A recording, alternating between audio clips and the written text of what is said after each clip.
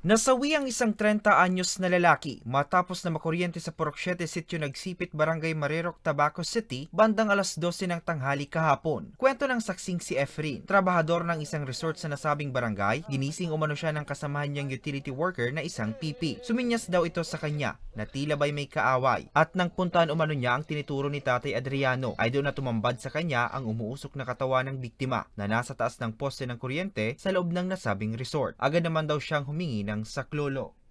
Araw kang oras na mga alas 12, nasa Katurugan kami. Tapos pinukaw kami ni Paula. Tapos tinuro sa muya, may nakakuryente da. Saka nagluwas mga pigiling may man. Tapos dahil may man piling hero ito, baka makakuryente man kami. Kaya tigalat may rescuer na mag-abot sinda.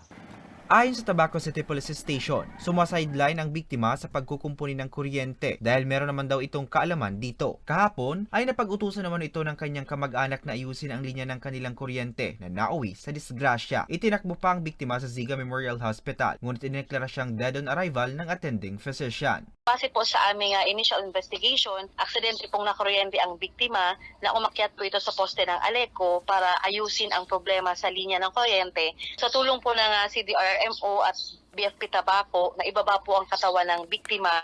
Sinubukan din ng news team na kuhanan ng pahayag ang naiwang pamilya, subalit tumanggi na ang mga ito. Plano naman ng barangay na gumawa ng resolusyon o ordinansa na magbabawal sa mga residente na tumanggap ng bayad para magkumpuni ng kuryente, lalo pat hindi naman otorisado ng barangay o ng Aleco. Dapat ang mag-ano talaga kayan.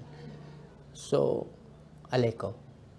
Aleco po dapat ang mag-intermediate kang kunyanmaan, kang mga bagay na yan na sa about sa kuryente. Kasi sinda ang pinakang may aram. So, dahil milang aram na igwa pa lang nagigibo kayan digdi. Nabuburol na ang bangkay ng biktima sa kanilang bahay. Para sa mga balitang Tatak Bicol, Hercules Barbacena.